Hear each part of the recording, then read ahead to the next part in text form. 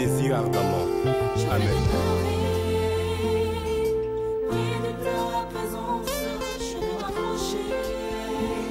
Shalom bien-aimés et bon après-midi à tout le monde, à tous ceux qui sont branchés dans leur télévision, ceux qui sont branchés dans de multiples réseaux sociaux, qui me suivent cet après-midi.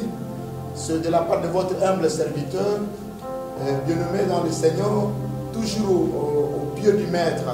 Nous voulons expliciter la quatrième raison. Pourquoi la présence de Dieu est une nécessité pour les croyants? La quatrième raison en est que cette présence est une nécessité pour que les chrétiens puissent persévérer dans la foi. Aujourd'hui, le monde est dans l'impatience. Beaucoup de gens ont perdu la persévérance. Mais Jésus dans Matthieu chapitre 24, dans le verset 12 et 13, il dit: parce que l'iniquité sera accrue et la charité d'un grand nombre se refroidira. Mais à celui qui persévérera jusqu'à la fin, il sauvera son âme.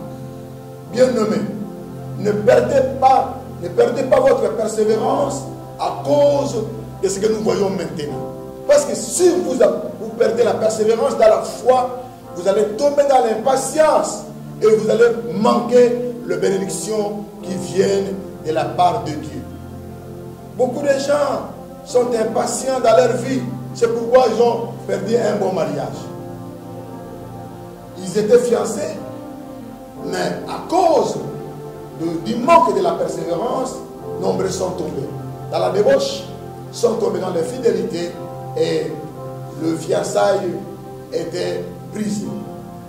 Ce que je demande aux enfants de Dieu, parce que nous savons que les temps sont durs et sans la persévérance, vous n'arriverez pas au bout. C'est comme si les gens qui font la course, je prends un exemple banal pour quelques-uns. J'ai suivi un match de football entre le Real Madrid et l'Atlético de Madrid.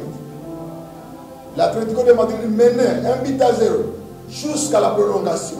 Mais vers la fin, il y a eu un coup de pied ou un corner tiré et dont Ramos avait égalisé. Et pendant les prolongations, le Real a fini par remporter le match. Bien-aimés, nous savons que les temps sont difficiles bien sûr, mais si nous avons la largeur dans notre cœur, nous avons la persévérance, nous ne perdons rien. Si nous persévérons, nous aurons un grand prix de la part du Seigneur.